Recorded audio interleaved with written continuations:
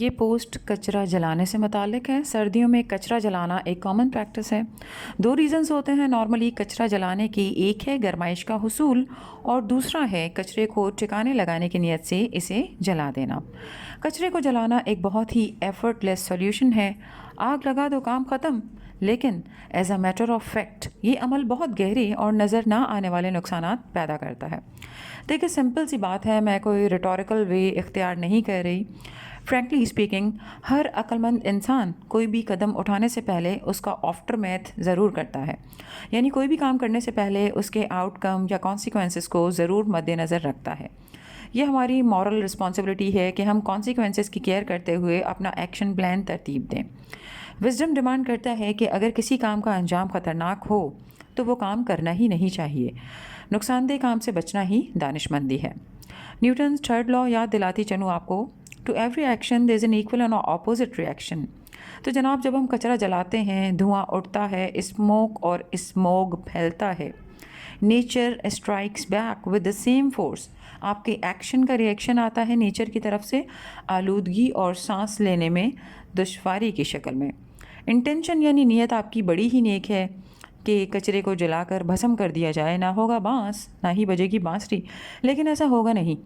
کچرے کو جلانے سے نہ تو کچرے کا خاتمہ ہوتا ہے اور نہ ہی وہ غائب ہوتا ہے، بلکہ کچرا نینو سائزڈ پارٹیکلز میں کنورٹ ہو جاتا ہے اور صورتحال مزید خطرناک ہو جاتی ہے۔ یاد رکھیں، جلائے جانے پر کچرا کسی دوسری دنیا میں نہیں پہنچ جاتا، بلکہ یہ مزید نقصان دہ اور خطرناک ذرات میں تبدیل ہو کر ہمیں اور ہمارے ماحول یعنی انوائرمنٹ کو افیکٹ کرتا ہے، اور پھر یہ کچرا بجاتا ہے سب کی۔ فزکس کا ایک لا ہے، law of conservation of matter and energy. The law says that energy and matter can neither be created nor they may be destroyed, but they may change from one form to another۔ یعنی یہ قانون کہتا ہے کہ توانائی اور مادہ نہ تو پیدا کیا جا سکتا ہے نہ ہی ختم، یہ صرف ایک شکل سے دوسری شکل میں تبدیل ہوتے رہتے ہیں۔ تو ذرا یہ لا اپلائی کیجئے جلائے جانے والے کچرے پر، یعنی کچرا جلائے جانے سے ختم نہیں ہوتا بلکہ مزید نقصان دہ شکل میں تبدیل ہو جاتا ہے۔ یہ ہیٹ، اسموک اور پولیوشن کی شکل میں واپس آتا ہے۔ پارٹیکل لیول پر ہم اس کچرے کے ایٹمز اور انرجی کو اپنے انوائرمنٹ میں بکھیر دیتے ہیں، پھر یہ دھواں سرحدوں کا لحاظ نہیں کرتا، اس کے ذرات دور دور تک پہنچتے ہیں، یعنی ہماری لاپرواہی کا اثر قریب رہنے والے اور دور رہنے والے سب تک پہنچ رہا ہے، سب کو متاثر کر رہا ہے۔ یعنی کچرے جلائے جانے کا ایفیکٹ صرف لوکل نہیں ہوتا، کئی ہزار کلومیٹر تک جا سکتا ہے یہ ایفیکٹ، یعنی آلودگی صرف وہیں تک محدود نہیں رہتی جہاں اسے پیدا کیا گیا ہو۔ یہ ہوا کے دباؤ، ہوا کی ٹربولنس اور موسمی حالات کی وجہ سے دور دراز اور جن علاقوں کو ہم بڑا پرفضا مقام کنسیڈر کرتے ہیں وہاں تک پہنچ جاتا ہے۔ پارٹیکلز ویزے کے محتاج نہیں ہوتے، انہیں آپ ریسٹرکٹ نہیں کر سکتے، یہ کسی بھی حدود یا سرحد کا لحاظ نہیں کرتے، یہ اپنی مرضی سے حرکت کرتے ہیں اور ہمارے غلط انتخاب کے نتائج دور دور تک پہنچا دیتے ہیں جن سے کوئی بچ نہیں سکتا۔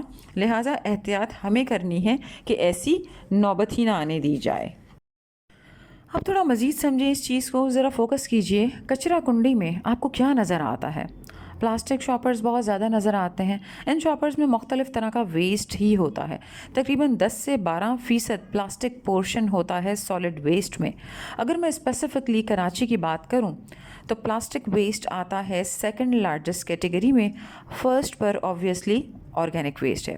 ڈفرینٹ اسٹڈیز کے اکارڈنگ کچھ شہروں میں کچرے میں پلاسٹک کی شرح 18% بھی پائی جاتی ہے۔ اب مسئلہ یہ ہے پلاسٹک آسانی سے ڈیکمپوز نہیں ہوتا۔ چلیں ذرا دیکھتے ہیں کہ پلاسٹک ڈیکمپوز ہونے میں کتنے سال لیتا ہے۔ پلاسٹک بیگز یا پلاسٹک شاپرز 10 سے 1000 سال لیتے ہیں ڈیکمپوز ہونے میں۔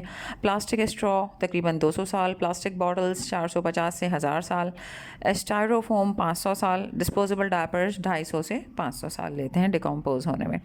اور زیادہ تر پلاسٹک فلی بایو ڈی گریڈیبل نہیں ہوتا، یہ مائکرو پلاسٹک میں کنورٹ ہو جاتا ہے اور پرزسٹ کرتا ہے ہماری انوائرمنٹ میں فار تھاؤزنڈس آف ایئر، یعنی مٹی، پانی، ہوا سب کی بینڈ بجاتا ہے یہ مائکرو پلاسٹک۔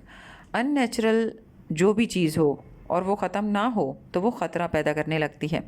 پلاسٹک نہ گلنے والا زہر ہے जो सदियों तक ज़मीन, पानी और हवा में जहर बिखेरता है। यानी प्लास्टिक दुश्मन है हमारा और हमारी एनवायरनमेंट का। ये पॉल्यूट करता है पानी को, हवा को, मिट्टी को। अब आते हैं इसी प्लास्टिक को जब आप कचरे की शक्ल में जलाते हैं तो ये जलकर ख़त्म नहीं होता, बल्कि हवा में घुलकर हमारी सांसों में उतर जाता है। अब ये माइक्रो प्लास्टिक जो कचरा जलने की वजह से धुआं का हिस्सा बन रहा है, ज़रा सर्च कीजिए कि ये कितना ख़तरनाक है एनवायरनमेंट के लिए भी और इंसानी सेहत के लिए भी। अब जब हम ये प्लास्टिक से भरपूर कचरा जलाते हैं तो होता क्या है? टॉक्सिक गैसेस का इखराज होता है, जैसे डाइऑक्सिन्स, फ्यूरान्स, कार्बन मोनोऑक्साइड और हाइड्रोजन क्लोराइड वगैरह। और कि डाइऑक्सिन्स और फ्यूरान्स ये दोनों ऐसे केमिकल्स हैं जो हाईली टॉक्सिक होते हैं इवन इन स्मॉल अमाउंट।